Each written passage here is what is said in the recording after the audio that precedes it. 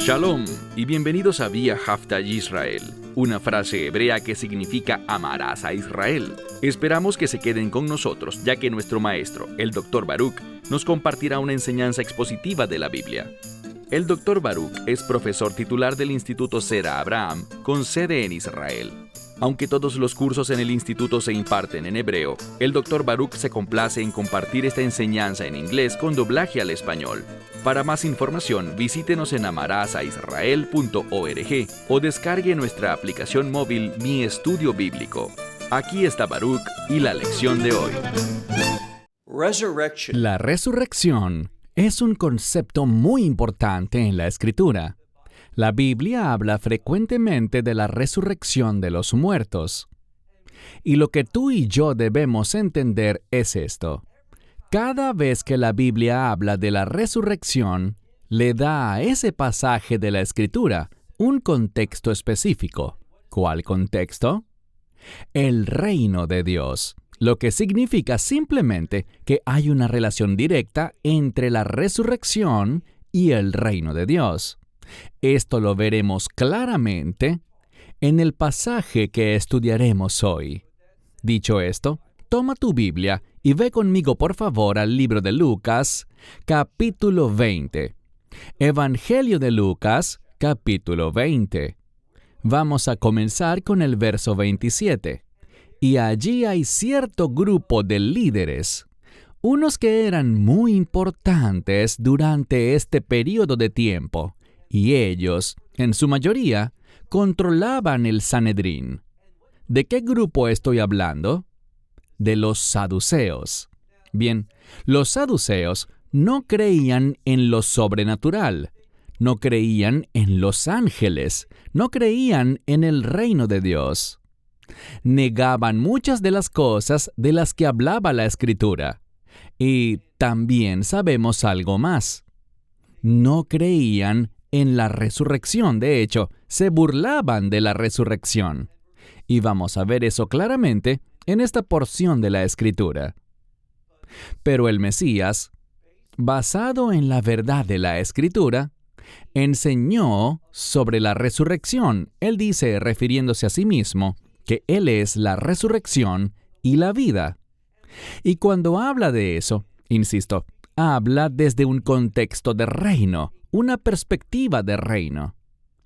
Si tú niegas la resurrección, niegas al Mesías, niegas la verdad de que a través de la resurrección tendrás vida, la tendrás eternamente y la tendrás de una manera nueva y muy diferente a la vida en este mundo. La resurrección trae cambios, y específicamente la resurrección trae cambios de reino.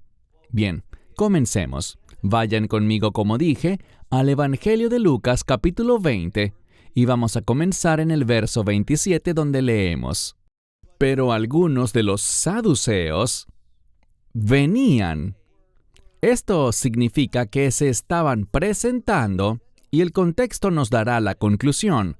Se estaban presentando delante de Yeshua. Vamos a ver que ellos vinieron con una pregunta. Y no debería ser una sorpresa, basado en mi introducción de hoy, que esa pregunta esté relacionada con la resurrección. Mira nuevamente en nuestro texto el verso 27. Pero algunos de los saduceos vinieron, se presentaron específicamente delante de Yeshua. Y noten lo que dice acerca de los saduceos. Aquellos que negaban la resurrección. Y dice después dos palabras: no será. Lo que significa que negaban la resurrección, y la implicación es que decían que no sucederá. Eran muy dogmáticos en su creencia. Esa creencia decía que la resurrección era simplemente un mito. Y como les dije, se burlaban de la resurrección, y vamos a ver que su intención ahora era burlarse de Yeshua, del mismísimo Hijo de Dios, intentando desacreditarlo por su creencia en la resurrección. Pero será muy revelador lo que el Mesías dirá en respuesta a ellos. Bien, Noten que se presentaron delante de Yeshua y leemos al final del versículo 27, y le preguntaron, tenían una pregunta para él. Verso 28.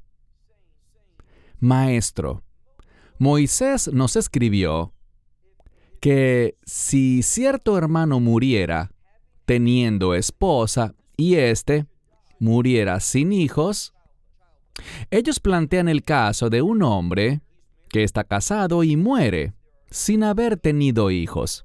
Moisés habló de eso. ¿Dónde habló de eso? En el libro de Deuteronomio, capítulo 25, principalmente del versículo 5 al 10. Les animo a que lean este pasaje de la Escritura. Y allí tenemos un mandamiento muy específico que en hebreo llamamos yibum. No estoy seguro de cómo traducirlo, pero simplemente podemos definirlo tal como lo leemos aquí.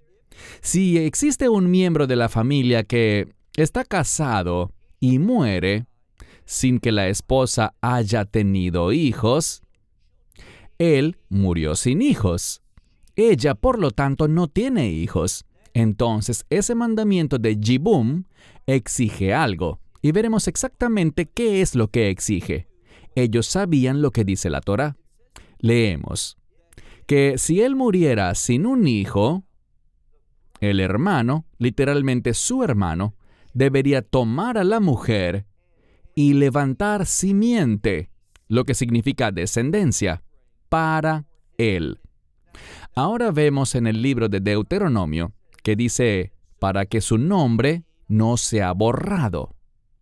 Si no tiene hijos, entonces ese linaje va a llegar a su fin. Así que vemos aquí que este hermano, y puede ser otro familiar, no tiene que ser obligatoriamente un hermano, sino un pariente cercano. Él debe tomar a esta mujer con un propósito, específicamente para levantar un heredero. Que ese hijo herede la tierra de su padre fallecido, su nombre, y que continúe en ese linaje. Ese es el propósito de este mandamiento llamado yibum. Y noten lo que dice este pasaje. Leamos ahora el versículo 29. Por tanto, había 7 hermanos. Bien, los saduceos que vinieron a Yeshua con esta pregunta, dieron este ejemplo basado en la enseñanza de la Torá, planteando el caso de un hombre que muere sin hijos, y sus parientes, específicamente en este caso, habla de sus hermanos, lo cual es lo preferible, es lo normal, que uno de los hermanos debe tomarla y levantar un heredero para él, para su hermano, de modo que esa línea, ese linaje familiar, no sea borrado. Con el fin, escucha bien, con el fin de que haya una herencia para ese niño recién nacido, que su linaje continúe. Este es el mensaje. Leemos en el verso 29. Por tanto, había 7 hermanos, y el primero, habiendo tomado esposa, murió sin hijos. Y entonces, ¿qué sucede? Sigue leyendo. Dice, y el segundo tomó a la mujer, tomó a esta mujer por esposa, y éste murió sin hijos. Según este caso hipotético, pasó lo mismo con el hermano que tomó a la esposa de su hermano fallecido. No nacieron hijos de esta segunda unión. Entonces dice, mira ahora el verso 31. Y el tercero la tomó, y de igual manera, también los 7. Así que no fue solo 1, ni 2, ni 3, sino que todos los 7 la tomaron con el propósito de levantar un heredero para cumplir este mandamiento bíblico que leemos en Deuteronomio, capítulo 25. Pero continuando la lectura, noten lo que dice. Pero de igual manera también los 7, pero no quedó hijo. Todos también murieron. Así que nunca hubo un hijo que naciera por ninguno de los 7 hermanos. Eso no es algo que les importara a ellos en lo absoluto. Mira el verso 32. Finalmente, todos ellos, la implicación es que todos ellos habían muerto, y luego la mujer, esa esposa, también murió. Por tanto, aquí está la pregunta, verso 33. Por tanto, en la resurrección, ¿de cuál de ellos será ella esposa? ¿Por qué? Porque los 7 la tuvieron como esposa. Así que vemos aquí, y este ejemplo es un ejemplo bastante tonto. Nunca se produjo un heredero. Cuando leemos la Escritura vemos que Dios va a estar involucrado en ello. Un buen ejemplo de la bendición de Dios por la obediencia está en el libro de Ruth. Sabemos que Boaz tomó a la esposa de un pariente que había muerto. Él tomó a Ruth como su esposa. Y descubrimos que inmediatamente hubo concepción y un niño nació. Pero aquí, en su ejemplo, no hubo heredero. Ningún hijo nació. Y ellos le hacen la pregunta. En la resurrección, de la cual evidentemente se están burlando, ellos quieren saber de quién será esposa ella entre los 7, porque todos los hermanos estuvieron casados con ella. Mira ahora el verso 34. La pregunta está en el aire. El ejemplo ha sido entendido claramente. Así que ahora el Mesías responderá a estos saduceos que negaban la resurrección y por lo tanto, como su teología y su doctrina lo afirmaban, negaban el reino de Dios. El Mesías enfatizará el reino de Dios. ¿Por qué? Bueno, ¿de qué han estado hablando? De la resurrección. La resurrección está directamente vinculada al reino de Dios. Por tanto, mira el verso 34. Y Yeshua respondiendo, les dijo, los hijos de este siglo se casan y son dados en matrimonio. Eso es lo normal.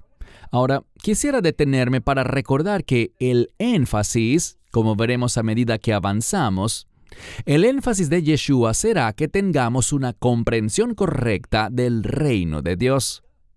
¿Por qué está hablando del reino de Dios? Porque el tema que ellos presentaron fue la resurrección. E insisto, recuerden ese principio. Cada vez que la Biblia habla de la resurrección, debemos pensar en el reino de Dios que será establecido. Efectivamente, el reino de Dios vendrá. Y recuerden lo que dijo Juan en el libro de Apocalipsis, cuando Juan vio el reino de Dios, específicamente la Nueva Jerusalén. Cuando Juan vio la Nueva Jerusalén, cuando vio ese cielo nuevo y esa tierra nueva, esa segunda creación, cuando vio el establecimiento del reino de Dios en su estado final, la Nueva Jerusalén, él dijo, «He aquí, todo es nuevo». Y esa palabra nuevo es una palabra de reino. O sea, cada vez que veamos el término nuevo en la Biblia, deberíamos pensar en el reino. La palabra nuevo siempre tiene vínculos con el reino. Hemos aceptado el nuevo pacto. Es un pacto de reino. Nos convertimos en una nueva criatura. Somos una criatura de reino. Ya no somos ese viejo hombre, sino que somos un hombre nuevo, lo que significa que vamos a experimentar la novedad del reino de Dios. Y el reino de Dios, escucha bien, es muy, pero muy diferente a este mundo. No se parece en nada a este mundo, y por eso el Mesías dice aquí, mira de nuevo el verso 34, dice a mitad de verso, los hijos de este siglo se casan y son dados en matrimonio. Pero el reino de Dios traerá una realidad muy diferente. Leamos ahora el verso 35. Pero los que son dignos de ese siglo, es decir, de alcanzar ese siglo, ¿qué siglo? Aquí lo dirá. Y de la resurrección de los muertos, Así que los que son dignos de alcanzar ese siglo, ¿qué siglo? El siglo del reino. ¿Y cómo van a ser parte de ese reino? Lo dice en el mismo verso. Por medio de la resurrección de los muertos. Dice aquí, ellos no se casan ni son dados en matrimonio. Así que es una realidad diferente a este mundo. En otras palabras, el matrimonio es algo de este mundo, pero no hay matrimonios en el reino de Dios. Ahora, aunque digo eso, debemos tener claro que sí habrá una boda en el reino, y de hecho, el reino de Dios comienza con ese banquete de bodas. Él está hablando aquí de un matrimonio literal entre un hombre y una mujer, lo cual es el orden de Dios. Y estoy consciente de que el mundo en el que vivimos hoy está altamente confundido, altamente pervertido, supremamente engañado. Pero el matrimonio bajo el orden de Dios es entre un hombre y una mujer en un pacto de fidelidad hasta que la muerte los separe. Eso es lo que agrada a Dios. Debemos afirmar esa verdad. Pero en el reino de Dios, les dije que no habrá matrimonios. Las personas ni se casarán ni serán dadas en matrimonio. Pero sabemos que efectivamente habrá una novia. ¿Quién es la novia? Los creyentes, de toda tribu, toda nación, todo pueblo y toda lengua. ¿Y quién es el novio? El Mesías. Así que habrá una boda, un pacto matrimonial, pero no es como un matrimonio típico. Es mayor, es más especial, es más santo. Va a ser un matrimonio de pacto perfecto. Todas las cosas serán nuevas, todo será diferente. Esto es lo que está diciendo aquí. Sigue leyendo. Dice en el verso 36, porque ellos no mueren. Así que en el reino de Dios no hay muerte. Insisto, aprendamos algo. Las personas no se casan, las personas no son dadas en matrimonio y además, cuando vemos el reino de Dios, no deberíamos pensar en nada que se relacione con la muerte. El reino de Dios es un reino de vida y de hecho vamos a ver que nuestro Dios es un Dios de vida. Así que allí nadie muere nunca jamás. Y luego dice, porque son capaces, y la implicación es que son capaces, aquellos que son resucitados al reino de Dios, aquellos que tienen esa nueva vida, esa vida de reino, ellos serán capaces, y luego dice, de ser como los ángeles, porque son hijos de Dios, hijos de la resurrección. Así que debido a la resurrección, y lo que descubrimos es esto, cuando aceptamos el Evangelio, nos convertimos en una nueva criatura. La Biblia dice que todas las cosas viejas pasaron, he aquí todo es nuevo. Nuevo es una palabra de reino y por lo tanto vamos a ser hijos de Dios. Ahora, ¿es la Biblia un libro machista? No lo es. Hijos, en masculino, es un término que implica ser herederos. Entonces, lo que dice aquí es que nosotros, tanto hombres como mujeres, los que han aceptado el Evangelio, vamos a experimentar una herencia de reino. ¿Y cuán maravilloso es eso? Uno de los aspectos de esa herencia de reino es vida. Una vida nueva, una vida de reino, una vida caracterizada por las cualidades del reino de Dios. Y noten lo que dice, pasemos al versículo 37. Pero, en cuanto a que los muertos son resucitados, también Moisés lo informó en la zarza. Aquí él está volviendo atrás. Ellos mencionaron a Moisés, los escritos de Moisés. Por lo que ahora Yeshua, de la manera más magnífica posible, les mostrará que Moisés también habló de la resurrección. También habló del reino de Dios y ellos no lo entendieron. Por eso vemos que el Sanedrín era un grupo muy confundido de líderes. No seguían la palabra de Dios. negaban gran parte de la palabra de Dios y gran parte de las doctrinas de la Escritura para abrazar sus propios pensamientos. Y cada vez que confiamos en nuestro propio entendimiento, esto traerá resultados desastrosos. Presta atención, entiéndelo, créelo, acéptalo. Cuando confías en tu perspectiva, en lo que te parece correcto a ti, basado en tu inteligencia, quizá basado en tu experiencia, cuando confías en ti mismo y rechazas la verdad de Dios, eso traerá resultados desastrosos. Y quizás esos resultados desastrosos sean por la eternidad. Por eso es tan importante que creamos en aquel que en verdad es llamado la resurrección y la vida. Acéptalo como tu Señor y Salvador. Cree en ese Evangelio, arrepiéntete y cree en él. Eso es lo que la Escritura exige. Pero noten lo que dice. Versículo 37. Porque, en cuanto a que los muertos son resucitados, Moisés lo reportó en la zarza, donde dijo: el Señor, el Dios de Abraham, el Dios de Isaac y el Dios de Jacob. Fíjense, él habló sobre estos tres, y aunque todos ellos ya habían muerto, ¿qué revela Moisés? Sigamos leyendo. Dice aquí, mira ahora el siguiente verso, verso 38. Pero Dios no es un Dios de muertos, sino de vivos, porque todos ellos están vivos por Él. Está en caso dativo, por Él, por causa de Él, es decir, por Dios. Ellos hallaron vida, vida eterna, y la implicación es vida de reino. Porque Dios no es un Dios de muertos, sino de vivos, porque todos están vivos por Él. Versículo 39. Estamos llegando al final de este pasaje y noten que se va a mencionar a otro grupo.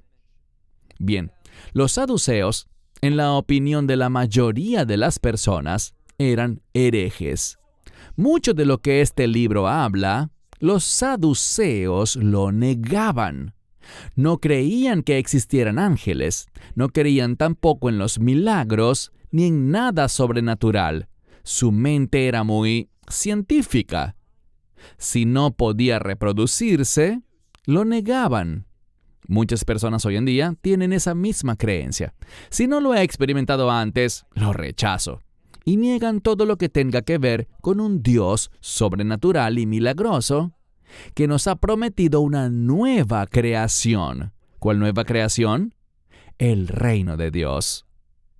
Quiero decirte con todo respeto, pero con toda seriedad, no seas necio. No confíes en tu propia inteligencia, en lo que a ti te parece correcto. No confíes en tu perspectiva.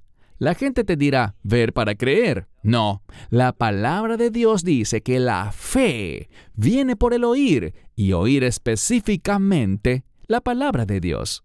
Así que sé sabio y acepta la verdad de las Escrituras. Confía en el testimonio de la palabra de Dios, y te prometo que nunca, jamás lo lamentarás. Así que estos saduceos confiaban en sí mismos, creían en lo que veían y rechazaban gran parte de la palabra de Dios. Pero noten lo que dice el próximo versículo. Mira por favor el versículo 39. Pero algunos de los escribas, este es un grupo diferente, no son los saduceos, sino los escribas. Y los escribas eran personas comprometidas con la palabra de Dios. Amaban la palabra de Dios. ¿Caminaban todos los escribas en la verdad? No estoy diciendo eso. Ellos también tenían problemas teológicos en su comprensión e interpretación de la palabra de Dios, pero prestaban atención y respetaban la palabra. Por lo tanto, creían en la resurrección, creían y tenían esperanza en el reino de Dios. Verso 39. Pero algunos de los escribas dijeron: Maestro, has hablado bien. Es decir, lo que dijiste es correcto, es bueno. Verdaderamente resume la palabra de Dios. Ahora, cuando estos escribas hablaron, la gente los escuchó. Los escribas eran muy respetados, porque ellos enseñaban sobre un Dios milagroso, un Dios bíblico. Ellos enseñaban sobre un Dios sobrenatural, un Dios que está activamente involucrado con su pueblo. Los saduceos negaban eso. Los saduceos tenían la visión de que Dios lo creó todo, pero luego se apartó. Creían que Dios no estaba activamente involucrado en este mundo, que fuimos abandonados a nosotros mismos, a nuestra propia lógica, a nuestra propia mente, a nuestros propios pensamientos y visión, y que hacemos las cosas que hacemos porque las consideramos correctas. Eso te va a meter en muchos problemas eternos. Así que noten cómo concluye esta escritura. Versículo 40. Dice aquí: pero ya ninguno se atrevía. Nadie de ellos, está en plural, ya ninguno de ellos se atrevía a preguntarle nada. Ahora, ¿qué nos enseña esto? Bueno, estamos llegando al final de este capítulo 20 y hemos visto algo. Muchas personas le hacían preguntas y cada vez que le hacían una pregunta, tratando de atraparlo, ¿qué pasaba? Él respondía de la manera más profunda posible, demostrando sabiduría, exponiendo a aquellos que querían desacreditarlo y demostrando una y otra vez que sus palabras no eran suyas, sino que provenían de Dios el Padre. Él habló verdades celestiales, y tú tienes acceso a esa misma verdad celestial. La tienes en este libro. Permíteme simplemente concluir diciendo que si quieres tener una vida significativa y quieres tener un futuro glorioso, solo hay un camino, y ese es entender la revelación de este libro y basar tu vida, es decir, basar tus decisiones, tus acciones, tu manera de hablar y tus pensamientos en la palabra de Dios. Atesora este libro, venéralo, respétalo e implementa la palabra de Dios, la revelación de Dios, los mandamientos de Dios en tu vida. Si lo haces, te haré una promesa. Nunca jamás por la eternidad te arrepentirás de haberlo hecho. Hasta la próxima semana. Shalom. Esperamos que te hayas edificado con el mensaje de hoy y lo compartas con otros. Te invitamos a seguir nuestros estudios cada semana por este canal y por el portal de YouTube de Amarás a Israel. También puedes descargar nuestra aplicación móvil gratuita, Mi Estudio Bíblico. Finalmente, para obtener más información sobre nosotros, visita nuestra web amarasaisrael.org, donde encontrarás otras conferencias de Baruch en audio, video y texto. Hasta el próximo programa. Que el Señor te bendiga en Yeshua HaMashiach, Jesús el Mesías, mientras caminas con Él. Shalom desde Israel.